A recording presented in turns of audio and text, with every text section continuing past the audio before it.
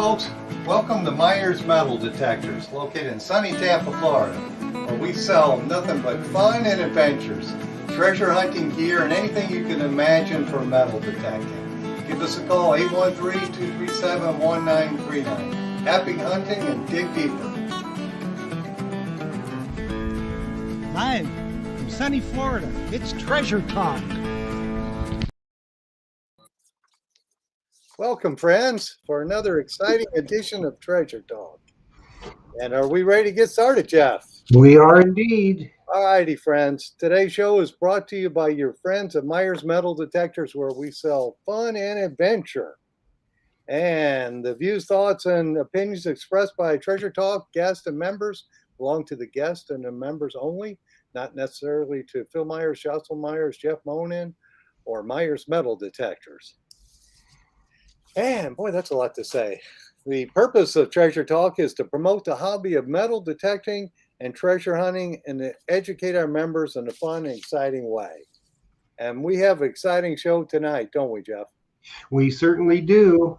We certainly do. If this is something I think y'all been waiting for, I know all of you have seen people do ring recoveries and ring returns, and you've all heard of the Ringfinders. Well, tonight we are extremely lucky to have Chris Turner, the founder of the Ringfinders, as our guest tonight, and he is going to tell us all about the organization, how he started it, why he started it, all the good stuff, and answer all your questions. So without any further ado, I think I'm just going to go ahead and bring Chris on. So everybody, I'd like you to meet Chris Turner, a founder of the Ringfinders.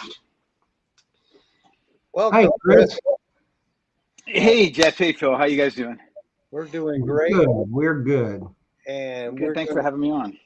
And we're glad you could make it. And you're up in Canada, so we're down in sunny Florida. I'm in Tampa, and Jeff's up in Madison, and a little north of me here. So how is the weather out your way? It's beautiful. We're just touching into spring now. We're getting some nice temperatures, and it's just nice to see the sun again. And are people on the beach? Yeah, you know what? There's always people on the beach when the sun comes out. We've had kind of a gloomy winter, not a lot of snow, a lot of rain, and as soon as the sun comes out, people hit the beach pretty quickly. Awesome. So, Jeff, I guess we're live now on Facebook because I'm not picking it up on mine. I've got it. Oh, wait, Jocelyn told me. Yep, and YouTube. So we're there we are. I try to follow along, Chris, to make sure that we're there, but Jeff's already got it taken care of. So I guess we'll get started because everybody has a lot of questions for you. First off, tell us how you got started and how long you've been doing the Ringfinders thing. Well, I got started back in 1972. Metal detecting is when I got my first metal detector, and I got hooked on it. Just love relic hunting, and flashback many years. I got into beach hunting and found a way to use my metal detector to help people. Awesome. So you founded Ringfinders then, you said in 2009? 2009, yeah, the end of 2009. I came up with an idea. I had been providing the service here in Vancouver, BC for many years, 20 years before the Ringfinders, and helping people. And a complete stranger from the United States reached out to me online and said, I love what you're doing in Vancouver. Have you thought of helping more people? And I just replied, yes. And I said, but it's a money thing. He says, you create it, you build it, and I'll pay for it. And he did. And surprisingly, I mean, it's the internet. Come on, who does that? And this man's a silent partner. He saw the benefit in what I was doing here in Vancouver and helping people. And he saw a bigger picture on helping more people and teaching other treasure hunters how to do this in their towns and city. And we put together this directory. I built it, and he paid for it. Nice.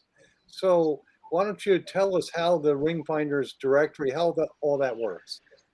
Yeah, you know, I provide a directory where people can list their service in their towns and cities or beaches. And I provide a profile page where they're listed, where people can find them. I also share ideas on tips and tricks on how to promote your service.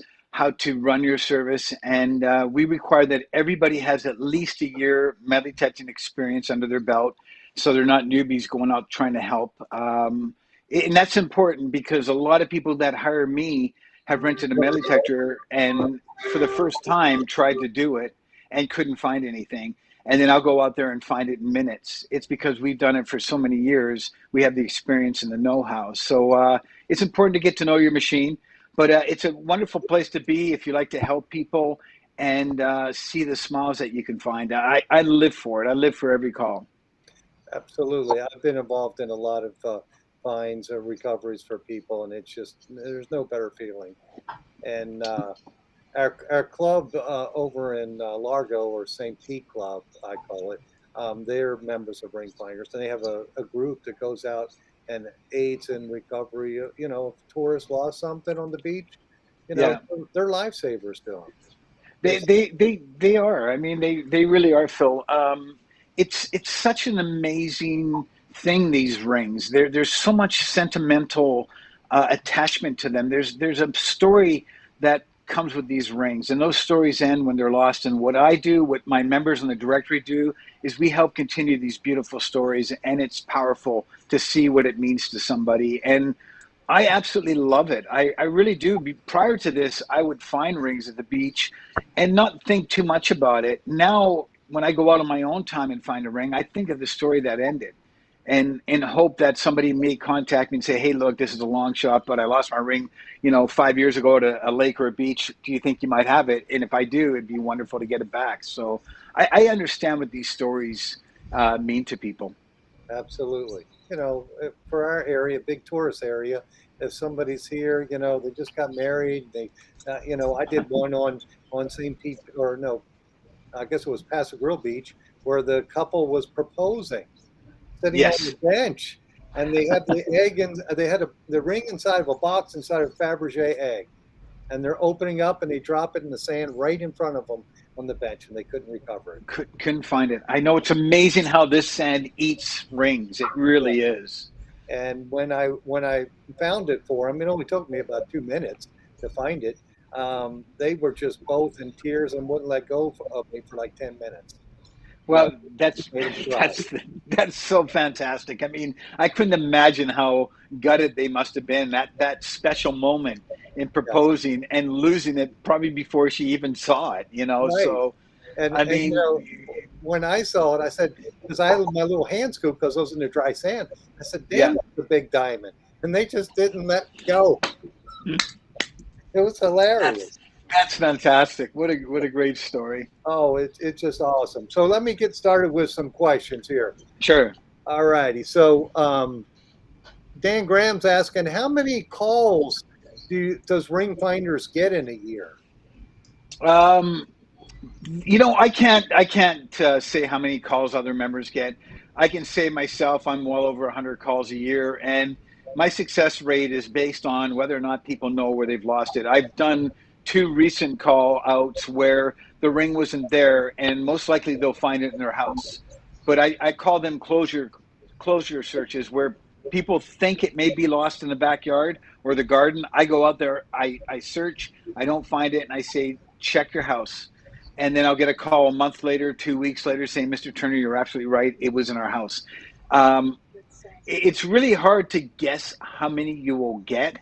But even if you got 1 and return 1, it's more than what you pay for the membership on the directory. So I can't say for sure. We made 500 more recoveries last year than any other year. We were up over 1,500 recoveries for the year on the directory. We average around 9 to 1,000.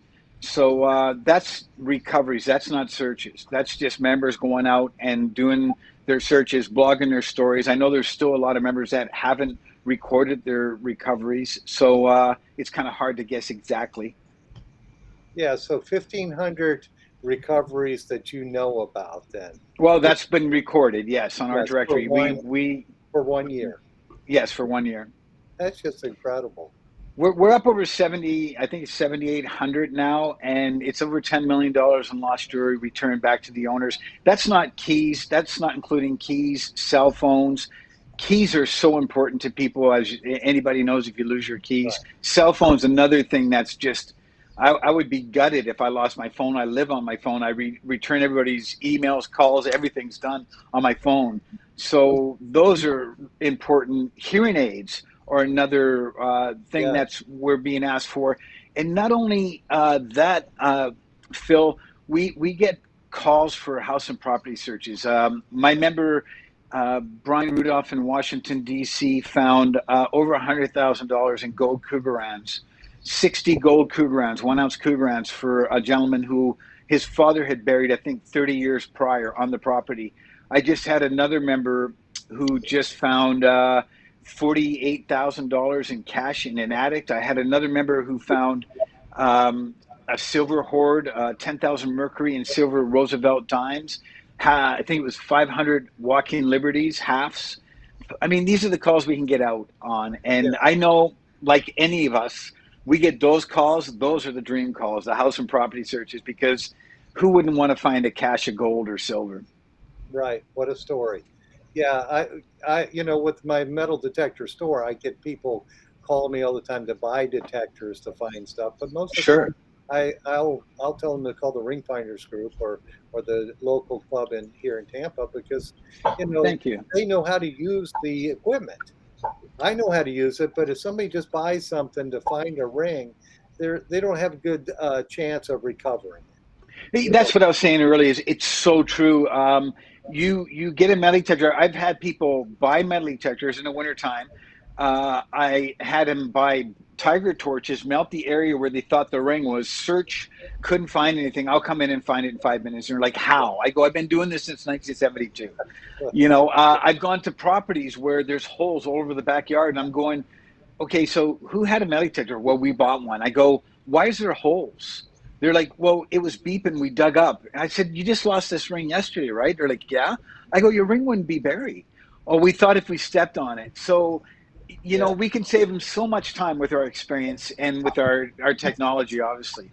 absolutely. Now, do you have questions that you ask the people when they call about a ring? Any to Yes. to Yeah, narrow yeah. the search?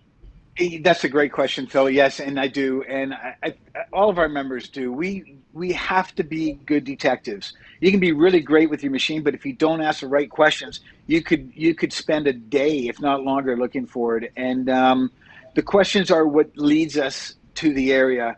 If I go where people get the gut feeling, where they think, okay, this is the area right here, I'll do my due diligence. If I don't find it, I'll start digging into more questions. I'll find it 60, 70 yards away sometimes. And they're like, oh my God, that's right.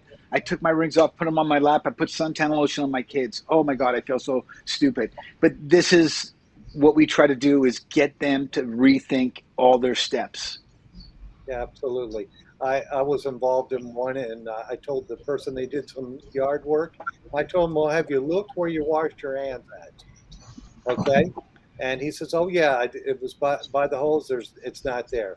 So I went Yeah, out and detected for like a couple hours in an evening in the dark, because yeah. he just wanted this ring so bad. Didn't find it, and he calls me the next day. He said he washed his hands in the house, and they were by the sink.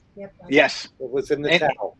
it happens so many times. I don't know how many times people at sporting events, baseball, the first thing I say is, did you check your catcher's glove, your glove? And they're like, no. I go, check your glove. Are you left-handed? Yes. Check your glove. All of a sudden I hear screaming in the background. They found it in their glove. I mean, these questions really help us a lot. And yeah, I'm never afraid to ask too many questions.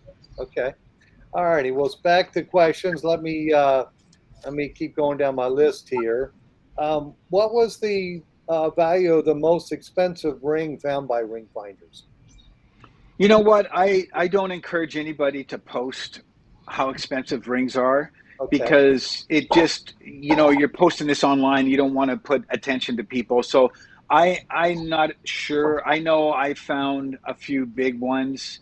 Um, $60,000 ring for a lady who threw it over a balcony, drunk, got mad. I was able to return that, but I know there's been a lot way more expensive than that have been found. But to us, it's not the value; it's the return and the smile. So Yeah. again, I don't ask, and I don't really want anybody to post it, because it's just kind of the privacy thing. Yeah, absolutely. Now, do you charge for your service? I like, I created a footprint that pretty much everybody in the directory uses, and it's a reward basis. I don't charge. I ask for my gas to be covered because let's face it, gas is expensive. Yeah. And I go on a lot of calls where I don't find it. I drive 40 minutes to Wood Beach, 40 minutes there, 40 minutes back. I do ask for gas money. I'll ask for $20 to cover my gas if the item isn't found. If it's found, I work on a reward basis and leave it up to people to pay what they can afford and what it's worth to them, as do, like I say, 98% of the directory and its members. Yeah. Yeah, that's what our club in Largo does. They do it by donation. Right. And the people are just so happy. The reward is that, but then they do make a nice donation to the club. They do. That's wonderful. Yeah, and I'm never disappointed. I just go out there. Whatever I get is perfect. It goes into buying some more equipment and to the grandson. Yeah, absolutely. Yeah, and I think sometimes if people want to bless you with a donation, you better take it, because to some people it would be an insult if you didn't. You're absolutely right. You're absolutely right. That's very true. I sometimes have, like, I normally don't. I do it free. First find of the year, and at Christmas I'll do that as a gift. And people are trying to give me money. It's like, no, this is what I do every year. It's my gift, But yeah, you're right. If people are offering it, definitely it makes them feel good as well as us making them feel good. Right. And if you don't need it, then you can donate it to your favorite charity. That's right. Absolutely. Absolutely. Donate it to a food pantry or something if you don't eat it yourself. Because some cultures, it's an insult not to take it if they give it to you. So, and we have, with so many different tourists from all over the world here, I just tell the people, look, if they want to give it to you, just take it and bless somebody else with it. Absolutely. So let me keep going. Jeff, are you there? You got any questions? I'm here. We just had one question from Ontario, from Diggin' Canuck. She wanted to know if there's, how many Ringfinders can you have in a certain area, like a city? Is there a limit or no limit, or how do you go about that? We do have a limit. It's on our directory under the join page, and we originally created this as a directory like the yellow pages, where as many people can list as they want. And then shortly after I had it up and running, I had members contacting saying, can we change this? Because if it gets oversaturated, we may never get a call. So what I've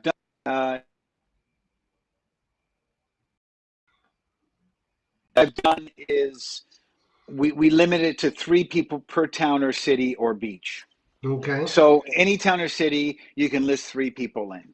Any beach, you can list 3 people. Once there's 3 people in one location, it locks that location from anybody else joining.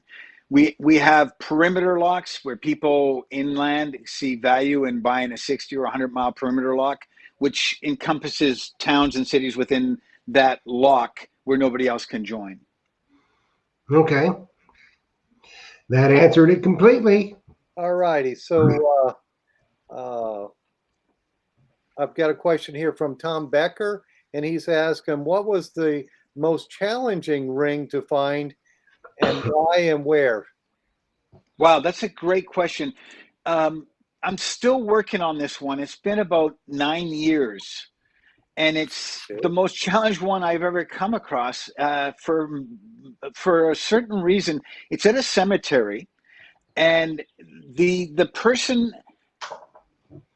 had thrown away, the plastic pots the flowers would be put in? Mm-hmm. He went to throw it over the edge. It's an embankment, pretty steep down, and the ring went with it. So I had to tie myself up and rappel down this hill, because as soon as I step on it, you just slide down. Well, I thought for sure this is going to be a 10-minute thing. I get there, I can't find the ring. So I throw a test ring. I can't find the test ring. Now, this is mind-boggling. I'm thinking, what's going on? Well, I find out when I went to dig into the embankment, my arm went right through. Because of almost 100 years of people throwing plastic pots down the side of this embankment, it created a complete false embankment. So this ring had kind of fallen in between all these gaps between all the plastic pots, if you know what I mean. So I'm Yeah. still searching for that one, and I still haven't found my test ring. So that would be my most challenging one. And I hate giving up. I hate leaving a place where I know there's a ring and I know there's two there. So I'll keep going back. And what I do is I spend like the weekend just cleaning out all the plastic and then searching, cleaning out all the plastic and then searching. So I've taken probably 50 bags of this plastic pots out of there, but still haven't found the ring. Jeez. Okay, and then this one is a live question off of Facebook. How can you tell if the actual owner is requesting the search? And that's from Bob Holton. That's a good question, Bob. I know because I meet them. When I meet them, they have to describe what they've lost. So they describe it. Anything apart from that belongs to the finders. So we have contracts we go out with and meet people. They sign the contracts. So it wouldn't be just some guy knowing there's a ring there and it's possibly going to fit him. It's got to fit him. It's got to be a full description of it. So that's how I know I'm meeting the people. Yeah, because I think a lot of times people will see somebody lose something on the beach, they leave, and then that person could call Ringfinders out. So they would have to know the particulars about the actual find. Absolutely. Okay, yeah, that's a good one there. All righty, and then as I go down my list here, We've got one from YouTube. go ahead, Jeff. Allison Walker wants to, and she is a ring finder, by the way. She says, Yes, ask she is. Chris to tell the amazing story of the most incredible ring on his finger. All right, let's see. That's funny. That's Nicolas Cage's ring. It's got 150 rubies and black diamonds, and it was a gift from a friend of mine in Connecticut who he's an artist, and he was selling his artwork, and the guy who bought it had gone to Nicolas Cage's estate for an estate sale and bought the two rings from Knight Rider, and he gave me one of them. Oh, nice. That Very is cool. absolutely. It wasn't one that I found. All righty. Well, you done there, Jeff? Yeah. Okay. All right. What was? Let's see. How much is how much does it specifically cost for a territory? Is that on your webpage? It is. Everything's on the website. It's $65 to be listed in any town or city that you choose. Again, if it's open and available, I know the coast, California, Florida, Hawaii, they get taken up pretty quickly. But yeah, it's $65 per town or city, and then there's different prices. It's all on the join page. Okay. And it's based on the beach or inland? Is it based on territory or? No, it's just per town, city, or beach. So you can list in any town, city, or beach if it's available. Oh, okay. And I'm just going to say, you know, I don't know if this is going to be one of your questions, but I don't want to say it because I don't know how much time we got left. But the great thing about this directory is the members, the people on this directory doing exactly what I do. I'm no different than anybody else. And we've got over 500 members now worldwide, 22 countries, heavily based in the United States, and doing exactly what I do here in Vancouver, helping people find their lost smiles. I'm so proud of this directory. I'm proud of all the members doing what they do, taking time out of their day to go out and help a stranger. And a lot of times we don't find what we're looking for. And there's lots of reasons. There's a lot of people doing this now on the beaches. And we could be beaten to it. We got the beach machines that could beat us to it. There's so many elements that go against us, but they're still giving their time, going out, searching for hours. And, you know, this directory is built on these members. And the footprint is wonderful. The reward bases. I got to say, one thing that really helped put a face on the directory last year was when I found John Cryer's ring. If anybody, or if you don't know who John Cryer is, he was the guy from 2.5 Men. He was the brother of Charlie Sheen's on that show, the chiropractor. Okay. He was out here filming Batwoman, I think it was, and he was walking down the boardwalk type thing here, and lost his wedding band at night while it was raining. He found me. He called me. I had no idea who it was until I got there and I saw him. I thought, oh, the pressure's on, because if I can find this, I knew it would help put a bit more of a face to this wonderful directory, you know. So I looked at the area.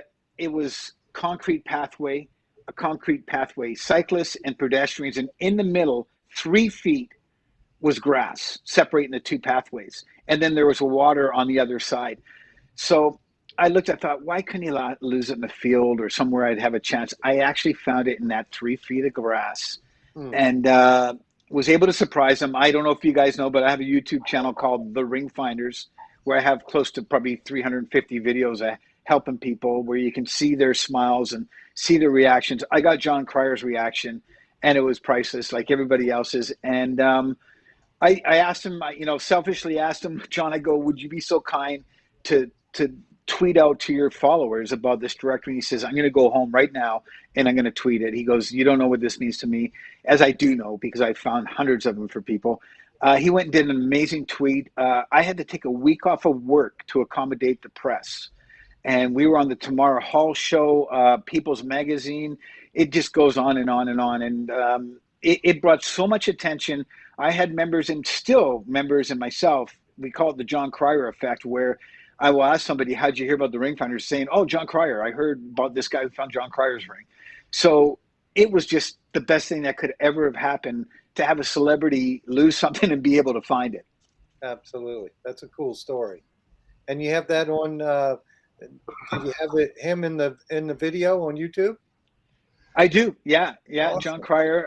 It's on my YouTube channel. And again, it brought so much attention to this wonderful directory. And, my goal is to make us a household name, and I'm doing everything I can to get us there. And my dream is just to retire and do this full time and just help people. I wish I would have done this sooner. I played professional soccer for 7 years back in the day. And I look back at my life. I've done some really cool things. I wish I would have done this. I wish I would have figured out how to do this many years ago, because these stories are priceless. You'll see it in my videos. I have one called FaceTime Fake Out. If anybody's listening, go to The Ringfinders on YouTube and check out FaceTime Fake Out. This guy's emotions were just incredible. It just goes to show you what these rings mean to people. Absolutely. Absolutely. All righty. Well, let me keep going with my list here of questions I have. And we've covered this a little bit, but let's hit it again, because Crystal's asking, how do you know if property belongs to someone claiming it's their own? How do I know? Because again, I have a contract where I go out and they have to describe their lost item. If it's on a beach, we all know that if you don't have this in writing, somebody might say they lost a Timex. You find a Rolex and they go, hey, sir, that's mine. It's like, whoa, I thought you said the Timex. They're like, no, I said a Rolex. I'm just giving an example. This has never happened to me. I have found a Rolex, but this has never happened. But it's an example where contracts are crucial, where you meet with somebody, they fill in what they've lost, okay? And then there's no here or there. It's what they've lost. I give you an example of a person who lost a white gold ring. He gave me the area. I went out and found it like at 5 a.m. at low tide. He met me at the beach. He never told his wife. He was afraid of telling his wife. So he met me at the beach at 6 a.m. He put on his ring. He went, oh my God. He goes, thank you so much. And he stopped and he looked at it and he pulled it back off and he goes, I don't think this is my ring. And I go, I thought you said it was white gold. He goes, yeah, but I'm pretty sure there was writing in it. And he's looking for, there was no writing in it. I go, give me a half hour. I went back on the area. I found a Tiffany and Company with his wife's name and his date he got married. So he got that back. So I happened to have found 2 white gold rings in pretty much the same area of my grid. But to answer her question, people have to describe what they've lost. Yeah. Anything apart from that belongs to the finder. Yeah, and I guess the whoever the finder is should probably write all that down. And now, do you have the contract on your website, or do I have what? The contract on your website? on the Yeah, ring? when the members join, they get the contract, the PDF file they can download and use. And I ask everybody to do that because it gives us permission to use their photograph for our Book of Smiles. And it protects you from any damages. I mean, could you imagine looking for a $100,000 diamond ring and a beach machine knocked the diamond out and they're looking at your sand suit going, wow, where's my diamond? You know what I mean? Not that it's never, cross my fingers, never happened. But if anybody knows beach machines, I have found rings here in Vancouver, the rings are twisted from the beach machines. So that could happen. So that's why it's important, again, to have a contract. Oh, that is a good reason. So, folks, listen up to that. You're going to join, get the contract. Do it that way. Absolutely. Hey, let's ask the other questions I have. What type of equipment do you use? You know, I've been a huge Whites fan for many years. Sad to see them go last Okay. year. I love the dual field. I've had a lot of problems with it, as has a lot of members with, I think it's the capacitors heating up in the summertime and kind of rendering it useless. But it's a beautiful machine that I use in the wintertime now because it seems to work perfect in the winter and it doesn't work that well in the summer. I like that. I like the Equinox 800, another great machine. MindLab came out with a nice machine that pops out gold chains, which we all know is almost impossible unless it's got a pendant on it for other metal detectors. Yeah. And I like the Garrett. I like the Garrett AT Gold. It's just a turn on gold machine for yard searches. Yeah. Now, where you're at, do you have salt water or is it fresh water?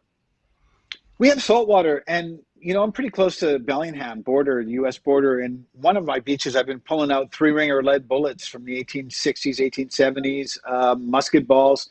There used to be an old trading post that turned into a bit of a fort, and I'm sure they're just shooting at some fowls, some geese and ducks and stuff. And we pull out some of these beautiful three-ringers, which excites us out here. Oh, yeah. Yeah, that's cool. All right. So you use the Equinox and you still use your whites and you use your Yeah, Garrett then. Cool. yeah. And I've even got a Simplex, which I find very good, a nice machine. Oh, yeah. Yeah, it won't be too much longer, Chris. When Fisher comes out with the Impulse AQ, that's one you'll want to definitely test out. Yeah, I've heard some good stuff about that already. So I look forward to Yeah, hearing more about it. You know, I hear it goes deep, and I don't know. I'm getting pretty old now, man. It's like I don't know if I want to dig 3 feet for a tin Yeah. can. yeah, you should. Well, it discriminates, though. Well, I don't know if you'll discriminate that can out. You might discriminate some iron out, but I don't know. It'll be discriminating me out because I'm a lot older than both y'all, and I know I ain't digging 3 feet. Well, yeah, Fisher's got some good products, and I'm gonna take a minute here to do a plug for the shop. I will have the CZ21s back in. I sold out. I will have the Excalibur 2s.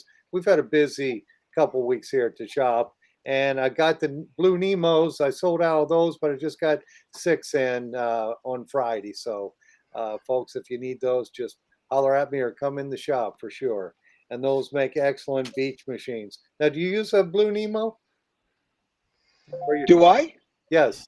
A hookah? No, Okay. no. I can't do hookah. I can't go underwater. I have a breathing issue, laryngeal spasms, which if I went underwater and that happened, I would be toast. So unfortunately, I can't go under, but I go chest deep. Yeah. I mean, right now I'm still going chest deep, but I just started selling the Blue Nemos, and I take them Nice. a class, and I'm ready. The water's warm, where I won't have to put a wetsuit on, so I'm ready to Oh, try one nice. out. And I know, Well, be safe and have fun. yeah, that's the thing. But the president of the St. Pete Club uses the Blue Nemo, and he's on a ring find in a marina underneath a boat where the guy was working on his boat, and the boat's up out of the water, but he dropped the ring, went right in there, but it's in muck, like a foot and a half deep, and he Oh yeah, pulled it out. The person was really pleased to get the gold ring back. Never thought they'd see gotta it. bet. I can't I believe he got bet. it out because his arm had muck all over it in there. That was Howard Metz. God. Yeah. Nice. Yeah, did an awesome job. All righty, let me keep going. Do you have more questions, Joss? Crystal Jensen says, do you use your simplex in the water? Do you use your simplex in the water? Crystal's asking. Um, To be honest with you, no, I haven't tried it yet in the water. I'm not afraid to. It seems I've heard a lot of good stuff about it, but I get kind of fixated on one machine, and my beach machine right now is a dual field until that kind of goes, and I'll start looking at the Equinox. But the Simplex I'll use for freshwater more than anything. Yeah, it is single frequency, but I think they're going to be on our show, right, Jeff, and talking about the multi-frequency. Yeah, Dillick will be on here Memorial Day, and she'll be talking about Nice. the new multi-frequency from Knock to Macro. Yeah, and if Nice. folks, They make good machines, that's for sure. Yeah, they do. I haven't heard about one of them leaking yet, so that's a good sign. So, which we've heard other detectors. Not like my not like my CTX 3030 that or my know, Equinox. Yeah. Or my Equinoxes that have leaked. Yes, I'm afraid to take that underwater because of that. And the CTX 3030, I don't think I ever took out of water. I was guilty of caught up in the hype and buying one right off the bat to find out a lot of them were leaking. But I really do like the Equinox. It seems to work great on the sand. Yeah, I like mine too. Now, you said you use an 800? I do. So do you use just the wireless headphones that come with it, or do you use another type of headphone? Well, I'm looking for headphones. I have misplaced my headphones and I cannot find them. So I need to get a pair of headphones. You better call a headphone finder. Headphone. Yeah. Oh, that's a good one. Do you sell any, Jeff?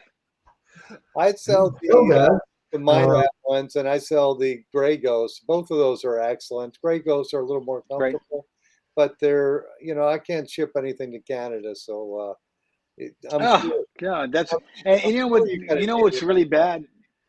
You know what's really bad is I used to go over the border to pick it up. I had a box, PO box, and it was easy to just ship to the Boundary Bay. Now we can't go over the borders because of COVID, so that's not great.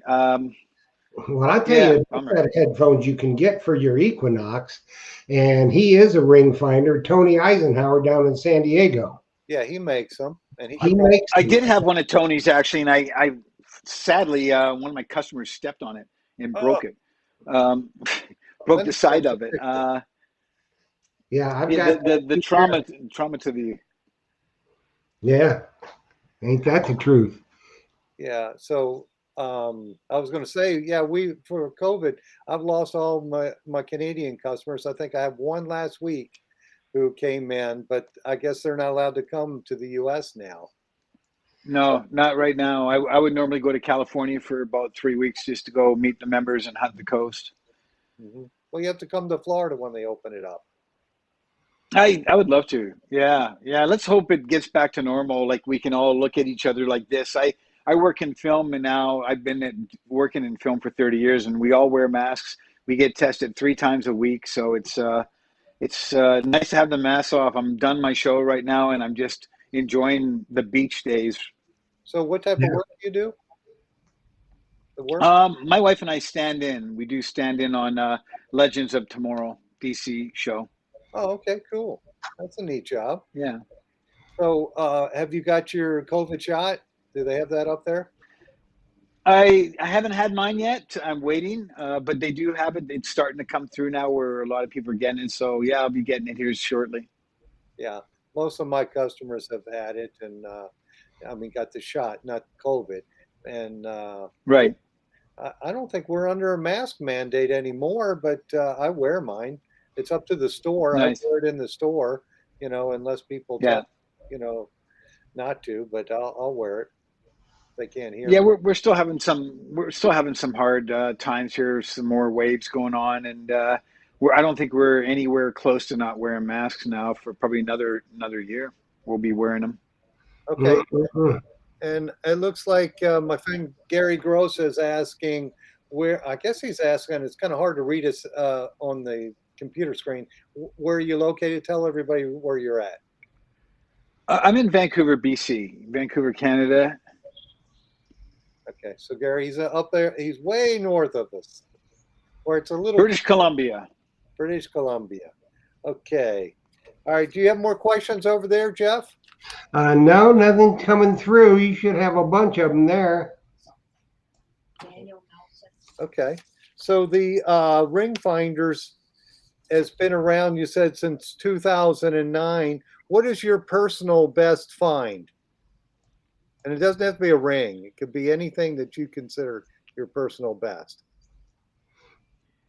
Well, it's been a long time since I've done relic hunting. I used to live for that, but ever since I got into the ring finders, I just been enjoying helping people. And I really don't have a personal best. Because when I get called out and I do find people's rings, to me they're all beautiful. I don't care. If it's a there's iron rings, iron engineering rings people get for graduating. I found that for a couple. I found all kinds, different spectrums, but personally, everyone is my best because it's a smile attached to it. Yes, absolutely. How about, you said you loved relic hunting. What was your best relic you consider you found?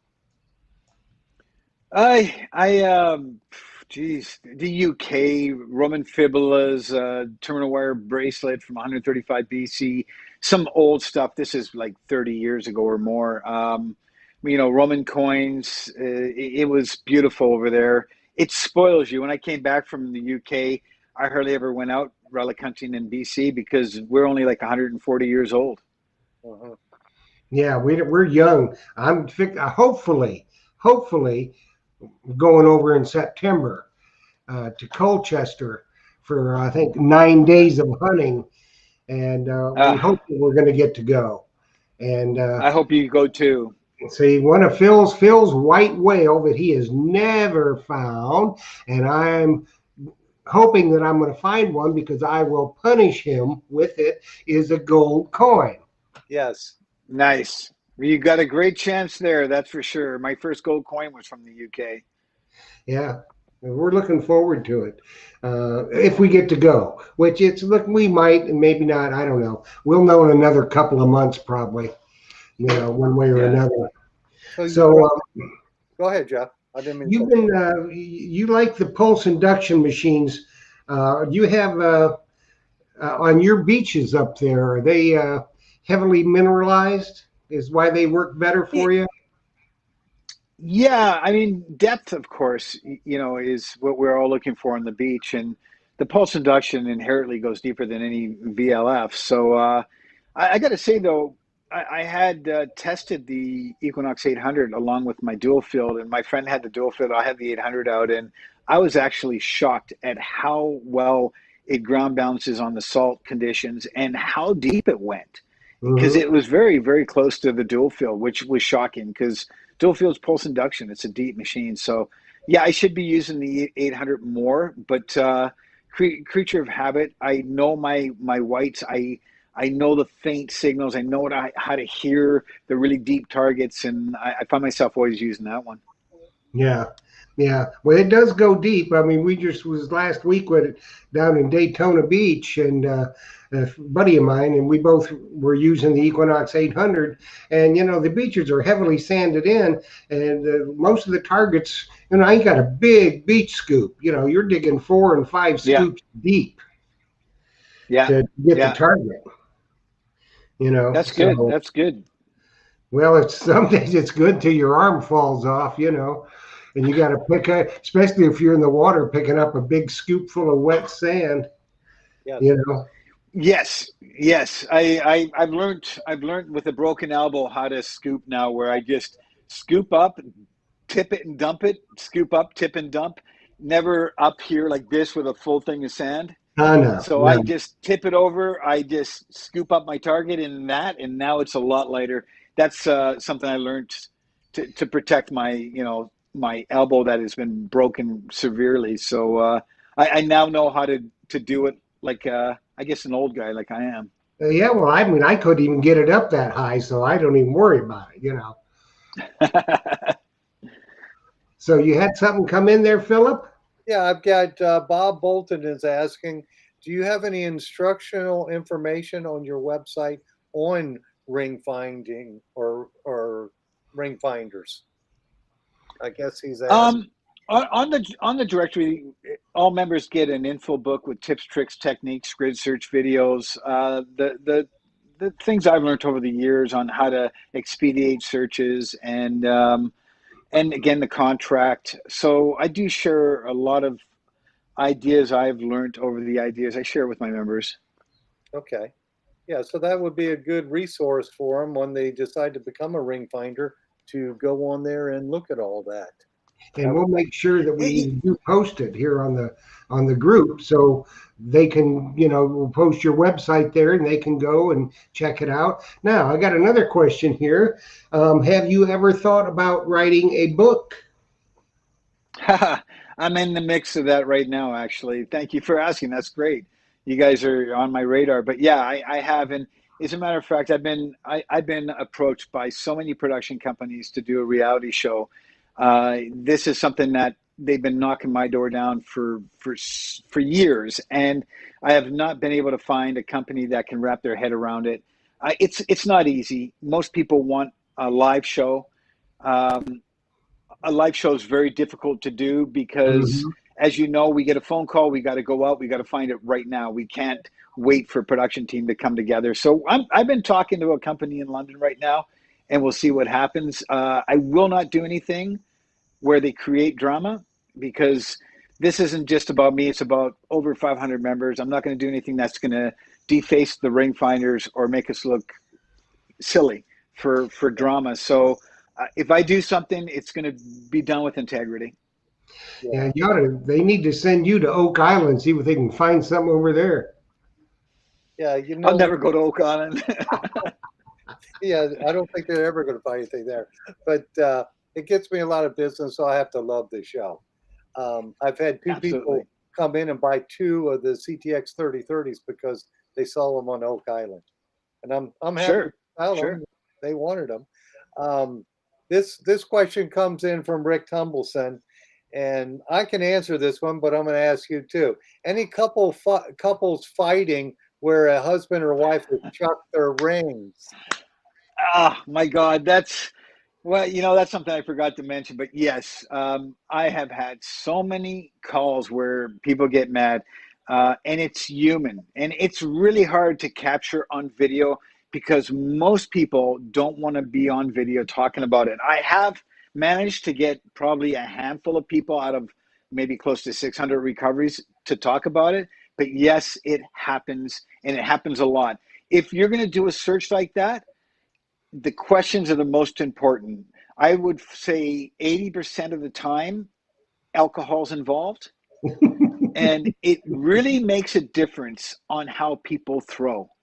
The ring I told you earlier about, the $60,000 ring, it was thrown out of an apartment building 3 stories up. There was only a 10 by 10 square area of grass directly below their patio balcony.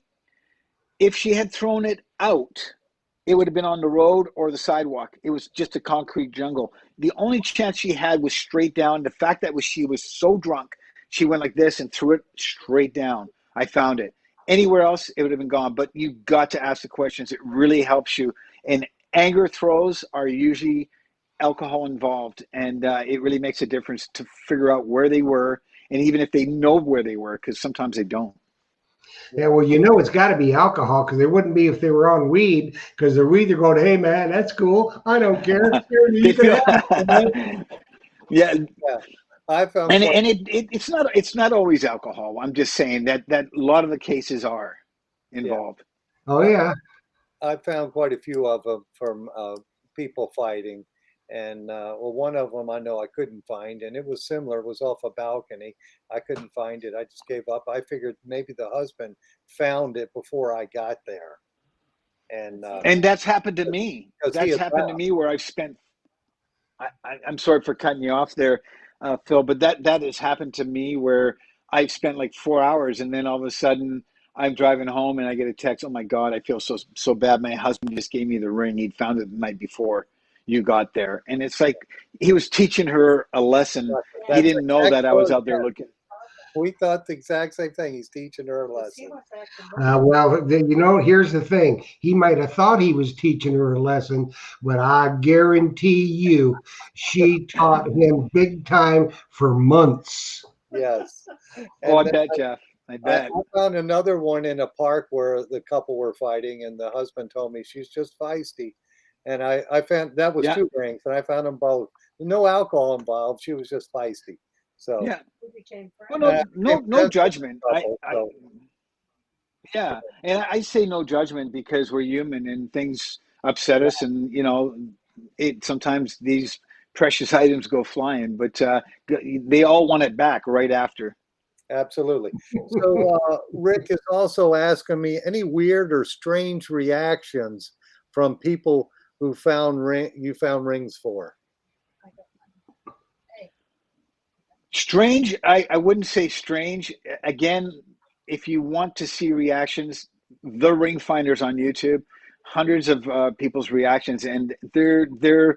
I have found a way to capture them. I will be talking to them, asking them a question when I hold the ring up in frame like this, and sometimes it takes them 15, 20 seconds. They're looking right at it and to realize, and you get to see what it means to them. I've had men hug me, women hug me. I had a guy tackle me. Over the years, it's priceless. It really is. I absolutely, again, I love what I do. I know the members on this directory feel the same way. We love to be able to reunite people with these precious items. had to And there's oftentimes a lot of screaming involved too. Yes.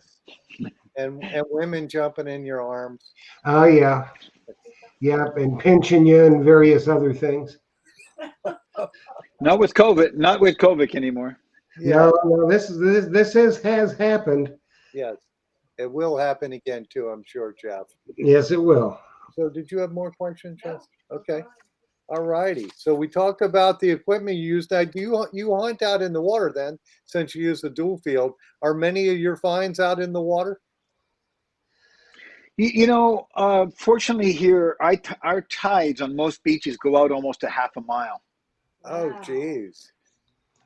So I could wait to the next low tide and just do a nice wet sand search. So I don't have to go out in the water often unless it's a low tide and somebody goes out in the water. So then I'd have to wait for a low tide, then go out in the water, which has happened. But I went out and did a search last week for a lost platinum ring, and I just went out during the low tide because this place, the water didn't go out as far. But I knocked it off in the first line out, my first grid line. I found it. Hmm.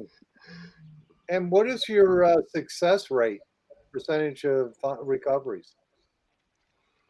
I'm 100% when people are 100% sure where they lost it. Okay. But you know what? I've had so many calls where people put me in areas and then find it later in another place. So it's really hard to say. If like if somebody phones me and says, I was throwing a football, I saw my ring came off, I'll find that. You'll find it. Well, any of us will find that because they saw it. But a lot of people, association of losses, looking at the ring, looking down and associating that area as the potential place. When you get in there and don't find it, it leaves it wide open to any place. So success rate is hard to determine. But again, if it's 100% certain they lost an area, I'll walk in and I'll find it every time, as long as I'm not beat. But most people, I can react very quickly and get there fast. Mhm. Yeah. Hopefully that answers your question. I know it's vague, but I've had so many unsuccessful searches. I'm closing in, I think, in 600 recoveries overall uh, from my other directory to this one. But I've had way more calls than that, way more calls, and we don't always find what we're looking for. Now, your area up there that, of course, you have through Ringfinders, how big of an area do you cover yourself? I cover I cover the whole lower mainland Vancouver, so I'll go I'll go 2 hours, 3 hours in any direction. Oh, geez. So is it very populated? Yes. Oh yeah. Yeah, we don't have beaches like Florida where we have summer for 10 months out of the year. We have a hard 2 months of good weather, maybe three at the most.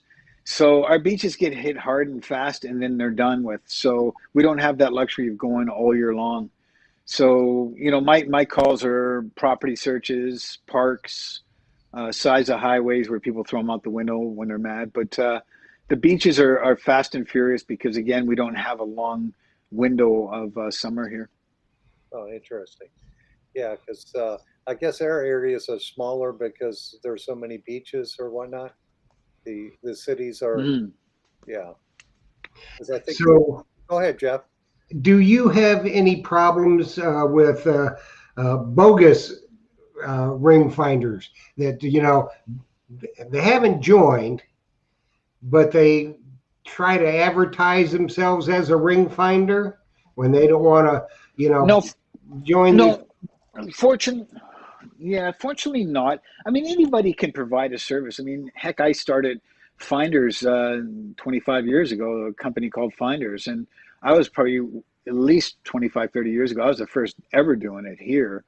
And to a point where the clubs didn't even like me because they looked at me as being unethical for doing it on a reward basis. They said you should do it for free, and I'm like, wait a minute. I go, would you go out at 3 in the morning at low tide? No. Would you go 500 miles to go help somebody who's taught? They're like, no. I go, well, I would do that. That's why I accept rewards. But it took the directory took a few years for people to realize this is real. This isn't something somebody came up with a quick idea to make money. This is a directory that has and is making beautiful strides to making this hobby look amazing. It really is. I mean, I go down the beaches now and I hear people going, "Are you the ring finder guy? Hey, way to go!" And we're given positive look on this wonderful hobby, and it is. It's a beautiful hobby that I love and just enjoy every single day. And this directory is putting a beautiful face to it. So again, members extremely proud of doing what they're doing. Have I had bogus people? No, but there's people in the area that advertise, and that's fine as long as they're holding up, the ethical standards of doing it and returning it. Hopefully, they're doing that. Right. Yeah, we hope so. Yeah, I think the ring finder is putting a positive spin on our hobby because people think we're a bunch of pirates, and this is a way to make us look really good. I think, giving back. Well, yeah, and nobody's a pirate for going out and enjoying what they do. I mean, I did it for years and I just love it. And I know the guys who are out there who aren't on the directory are enjoying their time out and they find some gold, beautiful. I just found a way to return these beautiful precious items. And I'm a guy who loves that. I live for that now. And I see what it means to people. I see what these items, what it does to people to get it back to them. That's why I've created this directory. And yeah, I just wish I would have been doing it longer. Yeah. Well, I think you really make our hobby look good. Anytime when somebody gives something back, it just makes us look really good. So, and it promotes our hobby, I think. And Jeff, are we getting close to the time, aren't we? We are. We've got about a minute and a half left. So why don't you kick off with the good nights, Mr. Phillip? Yeah. And I want to thank you, Chris, for coming on here. Thank you for all you do with Ring Finders. And appreciate you coming on the show with us and talking to our members about it and about becoming a ring finder. And your website is ringfinders.com. Is that what it is? TheRingfinders.com. TheRingfinders.com. So, folks, if you're not a ring finder, go join that page and become a ring finder in your area. And thank you, Jeff, for pulling this all together. And thank you, Jocelyn, for handing me the questions. And Jeff, why don't you tell us what's going on next week? Okay, next week it's here, the 1 year anniversary show. We've been on for a year and it just has been flying by. So you never know who's going to stop by on Treasure Talk, And here, what am I doing? I'm talking like Rosanna, Dana. But everybody tune in next week. We're going to have a bunch of stuff.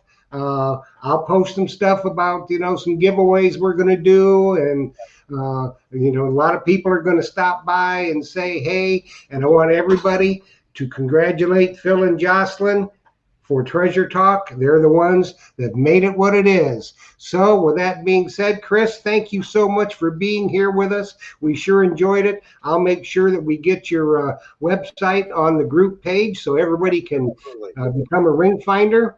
And it's by the clock on the wall. It's time for us to go. So Chris, thank you very much. We appreciate everything you do.